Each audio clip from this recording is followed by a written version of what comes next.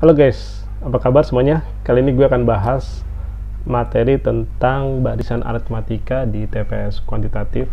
Sama-sama kita ketahui bahwa barisan aritmatika di TPS kuantitatif itu sering muncul. Jadi hari ini gue akan bahas itu ya. Langsung saja ke soal nomor pertama ya. Soal nomor pertama. Jadi ini diambil dari soal UTBK 2022 yang sedikit dimodifikasi. Nah, di sini ada 4 suku pertama barisan aritmatika ya. 4 suku pertama barisan aritmatika. Di mana 4 ini suku pertama, terus 19 tambah B ini suku keempatnya. Nah, yang perlu kita pahami dari barisan aritmatika ya, rumus-rumus yang perlu kita pahami pertama adalah rumus suku ke N ya. Suku ke N. Suku ke N. Suku ke N ini rumusnya sebenarnya ada 2.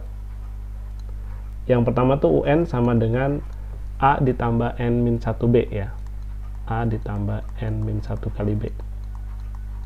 Di mana A-nya itu suku pertama ya. A-nya suku pertama. Suku pertama. Sedangkan si B-nya itu beda antara 2 suku terdekat ya.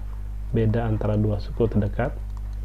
Beda atau selisih juga boleh, beda antara 2 suku terdekat. 2 suku terdekat.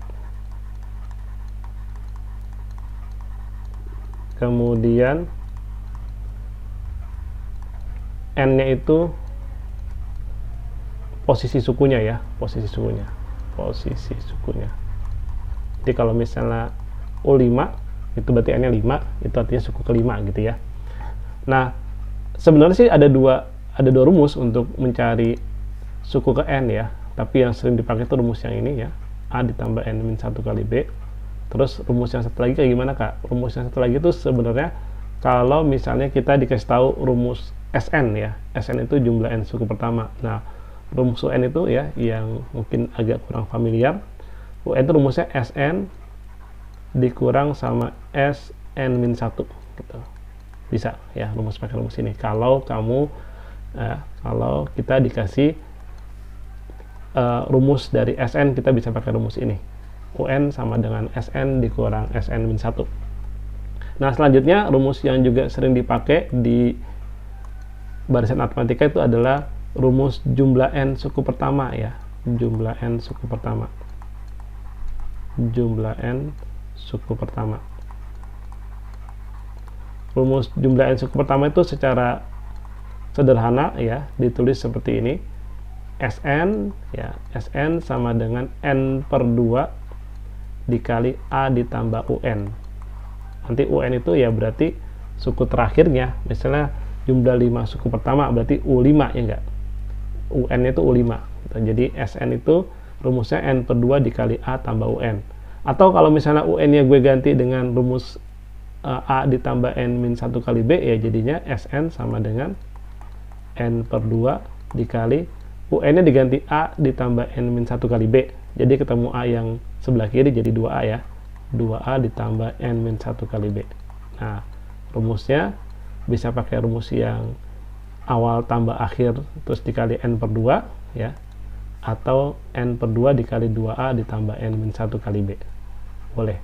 Biasanya sih dipakainya tuh yang rumus yang kedua ini ya, karena sering kita dikasih tahu suku pertama dan bedanya, berarti kita pakai rumus yang N per 2 dikali 2A ditambah N-1 kali B. Nah, itu dulu deh kita bahas 2 rumus ini. Tapi juga jangan lupa ya, barisan aritmatika itu ciri-cirinya apa sih? Ada yang tahu nggak ciri-ciri barisan aritmatika? Silahkan komentar di kolom komentar ya. Barisan aritmatika itu ciri-cirinya ya, ciri-cirinya, sorry, gue nulis lagi nih kan, harusnya gue tulis ciri-cirinya gitu ya. Ciri-cirinya itu beda antara 2 suku terdekat selalu sama, atau bisa disederhanain bedanya selalu tetap ya enggak? Beda selalu tetap atau selalu sama gitu. Nah, berangkat dari ciri-cirinya nih, bedanya selalu tetap, berarti gue bisa nyari A dengan A dan B yang ada di barisan ini. Oh iya, perlu diketahui ya, jangan sampai kita salah paham Contohnya di kasus soal ini 2A ya dan 19 tambah B ini A di sini bukan berarti suku pertama ya. Meskipun kita lihat di sini ya rumus suku KN itu kan pakai A sama B, tapi jangan sampai kita samakan ya. Kalau di rumusnya kan A itu suku pertama, B-nya itu beda. Tapi kalau di suku ini ya 4, 2A dan 16 kemudian 19 tambah B, ini A ini bagian dari suku kedua ya. 2A itu kan suku kedua. Terus B di sini tuh artinya bagian dari suku keempat ya, jadi jangan disamain gitu, jangan disamain ya. Nah sekarang kita coba cari A dan B ya di suku ini. Caranya adalah kita bisa menggunakan konsep bedanya selalu tetap. Berarti kalau misalnya gue pakai rumus U2 dikurang U1 itu akan sama dengan U3 dikurang U2, enggak? Karena bedanya selalu tetap ya kan. U2 kurang U1 sama saja U3 kurang U2. U2 nya 2A dikurang U1 nya 4. Terus U3 nya itu 16 ya dikurang 2A. Berarti minus 2A dilempar ke kiri jadinya 2A tambah 2A ya sama dengan 16 tambah 4 gitu. Karena min 4 pindah ke kanan jadi plus 4. Oh berarti 4A sama dengan 20, A nya 5. A nya 5 gitu ya. Nah selanjutnya berarti kalau A nya 5 ya, barisannya ya bisa gue ubah jadinya 4 ya, suku pertamanya 4, terus karena A nya 5 ya 2 kali 5 10 gitu ya, terus 16 ya, berarti kita paham dong kan kalau aritmatika itu bedanya selalu sama ya. Ini bedanya 6, ini bedanya 6, berarti untuk yang suku keempat ya 16 tambah 6 ya enggak, jadi 22. Artinya 22 ini harus sama dengan 19 tambah B gitu ya. Jadi 19 tambah B sama dengan 22. Nah dapat dong B nya. B nya sama dengan 22 kurang 19 berarti 3 ya, ini B nya 3. Berarti pernyataan satu benar ya enggak? A dan B keduanya prima. A5 B3 itu kan prima ya enggak? Jadi benar nomor 1. Nomor 2 ya tinggal dijumlah aja, 5 tambah 3 8 berarti benar juga gitu ya. Jadi 1 dan 2 benar. Tinggal cek nomor 3 nih. Nah, kalau kita mau ngecek nomor 3, kita perhatikan dulu ya. Suku pertama, jumlah suku ke-6, Jumlah suku ke-6 dan suku ke-8 sama dengan 8 kali suku kedua. Berarti ya nomor 3 itu gini. U6 ditambah U8 sama dengan 8 kali U2. Benar nggak? U6 itu rumusnya kalau kita pakai UN, A ditambah 6 kurang 1 jadi 5 ya, A tambah 5B. Cuma biar enggak ambigu dengan A dan B di sini, mungkin suku pertamanya gue ganti dengan huruf P boleh ya. Sedangkan bedanya gue ganti dengan huruf Q boleh. Gak masalah, itu cuma simbol aja ya. Yang penting sesuai ya. Jadi kalau misalnya U6 kan harusnya A tambah 5B. Jadi gue ganti P ditambah 5Q gitu ya. Boleh aja, gak masalah. Berarti kalau gitu U8 P ditambah 7Q gitu ya. Terus 8 dikali U2 itu P tambah Q. Oh berarti kita harus cari P sama Q nya ya. Dari sini sudah tahu nih ya kan, ini P nya nih ya, suku pertama itu 4 ya, berarti P nya 4.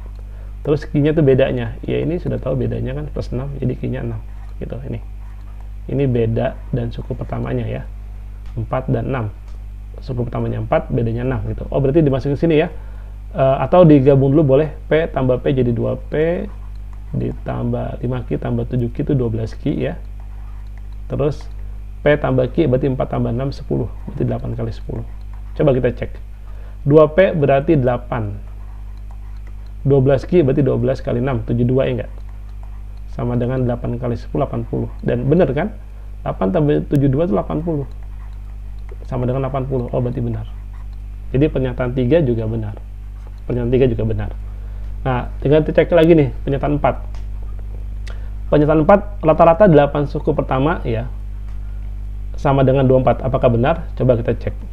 Rata-rata itu kan rumusnya ya di matematika statistik, rata-rata itu rumusnya jumlah dibagi banyak ya enggak? Nah, jumlah 8 suku pertama itu kan S8 ya enggak? Dibagi banyaknya ada 8 suku. S8 rumusnya kalau kita menggunakan rumus yang N per 2 dikali A 2A ya, 2A ditambah N min 1 kali B, jadinya 8 per 2 gitu ya, karena N nya 8 dikali 2A, berarti A nya itu sekarang saya ganti P ya, 2P, jadi 2P gitu, 2P ditambah N min 1, berarti 8 kurang 1 jadi 7 ya enggak? 7B nya saya ganti Ki ya, 7Ki dibagi 8. Nah 8 nya bisa gue coret, oh jadi setengah dikali 2P itu 8, 7Ki itu 7 kali 6 42, oh berarti 50 dikali setengah 25 ya, 50 kali setengah 25. Jadi salah dong ya enggak, di sini dibilangnya sama dengan 24 ya, jadi salah, nomor 4 salah. Jadi dari 4 pernyataan ini yang benar cuma 3 pernyataan, berarti jawabannya D enggak gitu ya. Mudah-mudahan bisa dipahami ya, apa itu suku pertama, apa itu bedanya, terus rumus suku ke N, terus rumus jumlah N suku pertama, dan ciri-cirinya. Ciri-ciri barisan aritmatika itu bedanya selalu tetap gitu. Oke, kita lanjut ya ke soal nomor 2 ya. Kita bahas soal nomor 2. Di sini soal nomor 2 diambil dari soal UTBK 2021. Dan langsung saja nih, 7, 10, 13 kan barisan aritmatika. Jadi kita langsung tahu ya, suku pertamanya itu 7 ya. Jadi A nya 7, and then bedanya berarti 10 kurang 7 sama dengan 3. Gitu ya. Kita coba cek nih.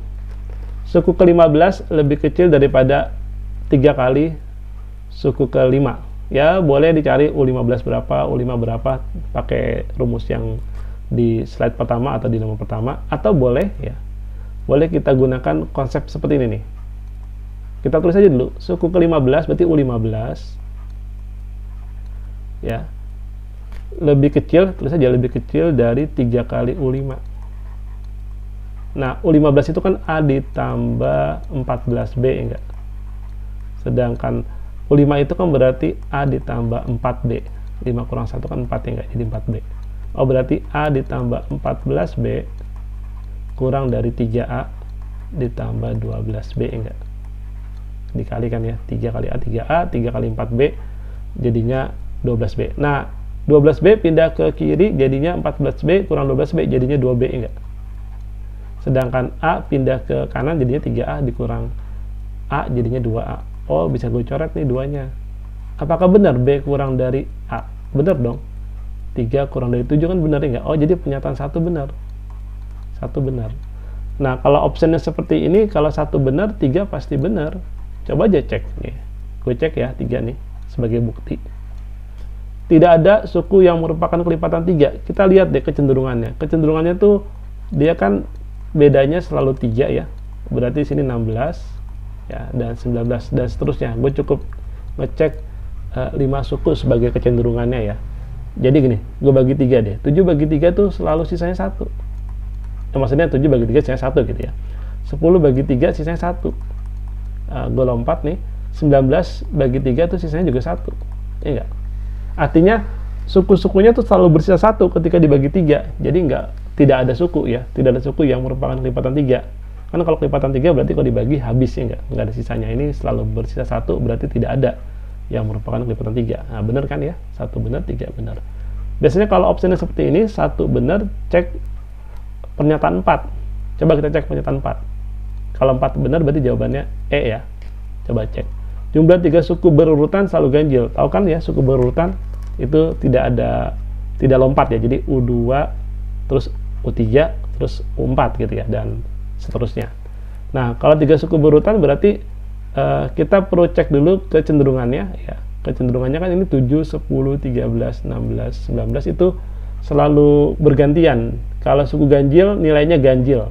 Suku genap nilainya genap ya, sesuai dengan posisinya dan nilainya sama ya. Maksudnya kalau U1 7 ya, ganjil nilainya ganjil. Kalau genap, suku genap nilainya genap ya. Jadi dia selang-seling. Ganjil, genap, dan seterusnya. Gitu ya. Berarti kalau jumlah 3 suku berurutan, bisa saja gue mulainya dari suku ganjil, yang artinya nilainya ganjil ya enggak? Ganjil, terus suku genap nilainya genap, terus suku ganjil nilainya ganjil ya. Ganjil tambah ganjil itu pasti genap.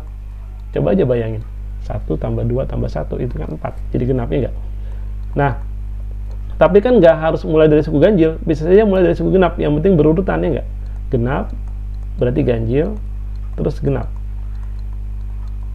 gitu ya.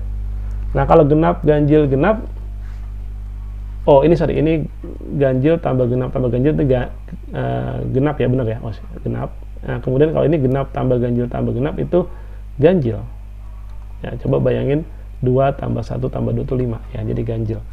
Berarti kalimat nomor 4 salah dong. Jumlah 3 suku berurutan selalu ganjil. Salah, tergantung. Kalau gue mulai dari ganjil ya terus genap terus ganjil, itu hasilnya genap malah. Tapi kalau gue mulai dari genap tambah genap itu ganjil ya. Jadi pernyataan nomor 4 ini salah. Nggak selalu ya, bisa genap bisa ganjil hasilnya, gitu. Nah, kita terpaksa cek nomor 2 kalau 4 salah ya, karena kalau 2 benar jadi jawabannya A, tapi kalau 2 salah jawabannya B, gitu ya. Coba cek nomor 2. Selisih suku ke-6 dan suku kedua sama dengan 12. Sebenarnya gampang banget ya. Contohnya begini. Kalau U5 dikurang U2 berarti U5 itu kan A tambah 4B ya, A tambah 4B dikurang sama U2 itu A tambah B saja ya enggak. Akhirnya kan A nya habis sebenarnya. Terus 4B dikurang B kan 3B ya, jadi logikanya 5 kurang 2 kan 3, gitu kan. Oh, berarti langsung saja. Jadi kalau saya punya bentuk ya, gue punya bentuk UM dikurang UN, itu sama saja kalau di aritmatika ya, M kurang N dikali B gitu sebenarnya ya, sebenarnya begitu ya. Jadi kalau nomor 2 itu langsung cek U6 ya dikurang U2 kan itu sama saja 4B. B nya kan tadi berapa tuh? B nya itu 3. Oh, berarti 4 kali 3 sama dengan 12. Oh, ternyata benar ya enggak? Selisih suku ke-6 dan suku kedua itu 12. Jadi pernyataan 2 benar. Artinya jawabannya yang A ya enggak? 1, 2, 3 gitu. Seperti itu ya. Silakan dipahami trik-trik menjawab soal yang opsinya seperti ini ya. Biasakan. Kalau 1 salah biasanya cek 2 gitu ya. Terus 2 benar jadi jawabannya 2 dan 4. Terus kalau 2 salah berarti jawabannya 4 saja gitu. Ya, sering berlatih trik-trik itu untuk mempercepat menjawab soal-soal TPS. Oke, kita lanjut ke slide 3 ya, pernyataan soal nomor 3 gitu. Di sini harus hati-hati juga ya. Di sini ada simbol A dan B, tapi A dan B di sini bukan berarti suku pertama dan beda ya. Jadi biar nggak ambigu, mungkin untuk soal aritmatika ini ya, yang di soal nomor 3 ini suku pertamanya gue sebut P deh ya, suku pertamanya gue sebut P, terus beda antara dua sukunya gue sebut Q, biar nggak ambigu dengan A dan B di sini ya. Oke, kita coba. Tadi kita sudah sempat membahas tentang rata-rata N suku pertama ya, berarti rumusnya itu SN dibagi N gitu ya, rata-rata itu gitu rumusnya, rata-rata di barisan aritmatika ya, rata-rata N suku pertama begitu. Jadi kalau rata-rata 4 suku pertama berarti S4 dibagi 4 gitu ya. Jumlah dibagi banyak sama dengan 8. Berarti S4 itu rumusnya 4/2 ya. Kita pakai rumus yang ini nih. Sn sama dengan N/2 2P ya, karena suku pertamanya saya sebut P ditambah N-1 kali Q. Gitu, nih pakai rumus yang ini. Oh, berarti kalau begitu 4/2 dikali 2P ditambah 3Q enggak? N-1 kan jadi 4/1 jadi 3 dibagi 4 sama dengan 8. Nah, 4 nya nih yang atas coret ya, berarti tinggal setengah di sini, yang bawahnya nggak usah ya, karena dibagi 1 nggak ngaruh. Setengah dikali setengahnya ini gue lempar ke kanan aja deh, jadi 2P ditambah 3Q sama dengan, ya berarti setengah kalau pindah ruas jadi dibalik ya, 2/1 kali 8 jadi 16 ya. Jadi ini persamaan dua variabel pertama. Oh, berarti kita butuh persamaan dua variabel yang satu lagi ya, biar bisa jawab P sama Q nya berapa. Nah, berarti kita gunakan info selanjutnya rata-rata 9 suku pertama jadi S9 per 9 ya, sama dengan 3 katanya.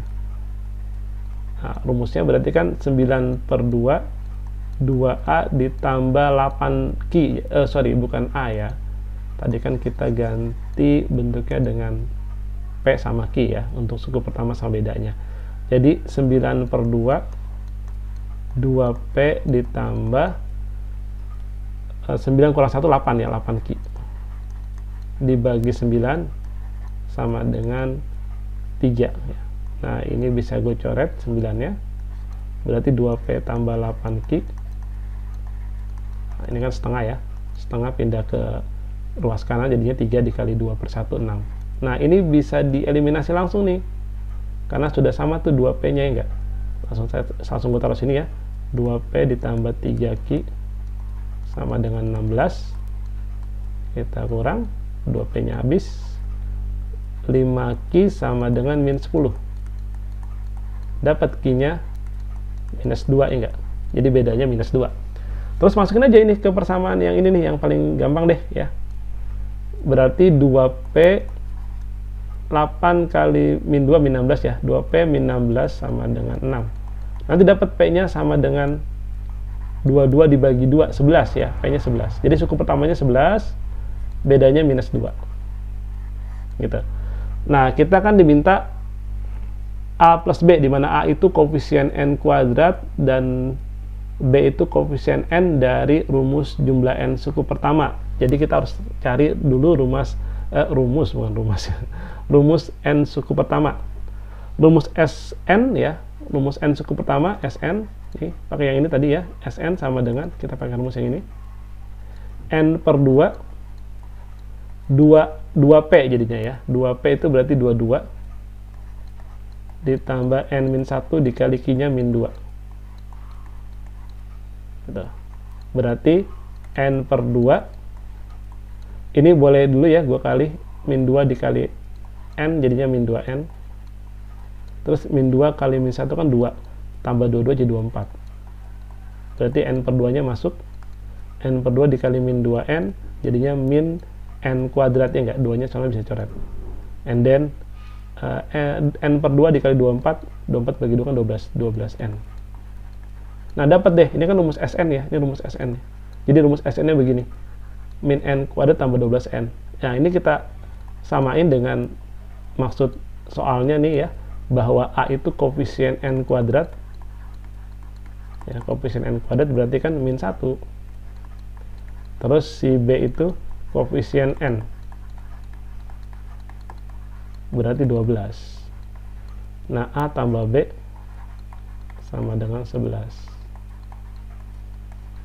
ya, ini jawabannya A gitu. Oke, bisa dipahami ya. Kita lanjut ke nomor 3 ya, nomor 4 berarti ya, nomor 4 di slide keempat ini. Nomor 4 ini tentang suku tengah. Nah, mungkin gue sedikit menjelaskan apa sih suku tengah itu. Sebenarnya suku tengah itu asalnya dari seperti tadi yang sudah saya sampaikan, bahwa aritmatika itu ciri-ciri bedanya selalu sama ya enggak? Ciri-cirinya bedanya selalu sama maksudnya gitu ya. Jadi misalnya gini, U2 dikurang U1 itu sama saja U3 dikurang U2. Berarti kalau minus U2 nya pindah ke sana jadi 2 kali U2. Sama dengan ini minus U1 nya pindah ke kanan jadinya plus ya, jadi U1 tambah U3. Oh, berarti kalau dilihat di posisinya U2, U1, U3, U2 itu tengah-tengah ya, jadi 2 kali suku tengah sama dengan U1 itu suku sebelah kirinya ya, sedangkan U3 itu suku sebelah kanannya. Nah, ini konsep dari suku tengahnya aritmatika. 2 kali suku tengah sama dengan suku kiri tambah suku kanan, itu yang perlu dipahami. Nah, pengembangannya adalah misalnya gue punya 5 suku nih, punya 5 suku, U1, U2, U3, U4 sama U5 ya. Ini misalnya gue punya 5 suku, tengah-tengahnya kan U3 ya. Nah, itu bisa ya, karena barisan aritmatika itu selalu tetap ya, selalu tetap. bedanya akhirnya jarak antara U1 ke U3 sama dengan U3 ke U5 gitu ya. Terus jarak dari U2 ke U3 sama dengan U3 ke U4. Nah, akhirnya kita bisa beranggap seperti ini, 2 kali U3 gitu ya, sama dengan kalau kirinya gue pakai U1, pasti kanannya gue pakai U5, karena U1 ke U3 jaraknya sama dengan U5 ke U3 gitu ya. Atau sama saja kalau gue pakai U2 ya sebagai kiri, sama saja ditambah U4 sebagai U kanan. Nah, logikanya yang bisa kita bentuk adalah kalau 2 kali 3 6 gitu ya, 2 kali 3 6, maka ini juga semuanya harus 6. 1 tambah 5 6 ya enggak? Gitu. Itu berarti dia sudah dipastikan sama nilainya. Bukan berarti nilainya 6 ya, tapi ini sebagai logika saja untuk memastikan bahwa dia betul ya enggak. 2 kali 3 6, 1 tambah 5 6, 2 tambah 4 6. Ini untuk memastikan bahwa oh, ini pasti benar ya, karena ini serba 6 semuanya. Tuh. Sama gitu. Seperti itu ya. Jadi kalau misalnya ditanya begini, apakah benar U2 ditambah U8 sama dengan U4 ditambah U6 gitu. Misalnya kita tanya gitu ya, cuma ingin membuktikan bahwa apakah benar U2 tambah U8 sama dengan U4 tambah U6, ya kita nggak perlu cari U2 berapa, U8 berapa, dan seterusnya. Cukup lihat aja, 2 tambah 8 kan 10. Terus 4 tambah 6 juga 10 kak. Oh, berarti benar, tanpa kita harus ngecek jumlah mereka itu berapa gitu ya. Jadi gitu, itu untuk memudah aja, asalnya dari konsep suku tengah. Nah, sekarang kita ke soalnya nih. Suatu suku tengah ya, suku tengah suatu barisan aritmatika adalah 23. Jadi ini U tengahnya itu 23. U tengahnya 23. Sedangkan suku terakhirnya saya sebut UN karena saya nggak tahu dia suku keberapa ya, 43. Terus suku ketiganya itu 13. Nah, pertanyaannya adalah, maka banyaknya suku barisan tersebut adalah, kalau kita mau nyari banyaknya suku, berarti kita mau nyari N. Kalau kita mau nyari N, kita harus pakai UN. Cuma kalau mau nyari N, kita harus tahu A sama B-nya. Jadi kita harus cari suku pertama sama bedanya. Pertama, nyari suku pertama tuh kita bisa menggunakan dua data ini. 2 kali suku tengah, kalau U1 sebagai awal atau sebagai U kiri ya, ini sebagai awal. Ya, sebagai yang sebelah kiri. Pasti yang sebelah kanannya itu suku terakhir, saya sebut UN ya, ini sebagai akhirnya, karena dari akhir ke tengah, dari awal ke tengah sama dengan dari akhir ke tengah, enggak sama jaraknya. Oh, berarti 2 kali 2 3 sama dengan U1. U1 itu A ya, U1 itu A ditambah UN nya 43. Nanti dapat nih 46 sama dengan berapa tambah 43. Oh, berarti A nya 3 enggak. Nah, kalau untuk nyari bedanya gimana? Masukin aja ke rumus suku ketiga nih, masukin ke sini. U3 itu kan rumusnya A tambah 2B, enggak? A tambah 2B. A tambah 2B sama dengan berapa tuh? A tambah 2B sama dengan 13 ya, 13. A-nya 3 ditambah 2B sama dengan 13, berarti B-nya 13 kurang 3 bagi 2 ya, jadi B-nya 5. B-nya 5. Gitu ya. Nah, suku pertamanya 3, bedanya 5, berarti kita bisa mencari N-nya ya, banyaknya suku itu N, dengan menggunakan rumus UN ini ya. UN itu kan rumusnya A ditambah ini ya, ini rumus UN ini ya. A ditambah N-1 kali B sama dengan 43. A-nya itu 3 ditambah N-1 dikali B-nya 5 sama dengan 43. 43 dikurang 3 kan 40 ya. Ini saya pindah dulu ke sana. Jadi N-1 dikali 5 sama dengan 40. Nah, 40 bagi 5 itu 8 ya. N-1 sama dengan 8. Berarti N-nya sama dengan 9. Ya, N-nya sama dengan 9. Jawabannya C. Gitu ya. Jadi banyaknya suku itu sebanyak 9 suku. Oke, seperti itu ya konsep suku tengah, tolong dipahami logika-logikanya seperti ini ya. Oke, kita lanjut ke soal terakhir nih, soal nomor 5 berarti ya untuk session hari ini. Mudah-mudahan nanti kita bisa ketemu lagi di pembahasan soal-soal yang lebih bervariasi dan materi-materi yang lainnya lagi.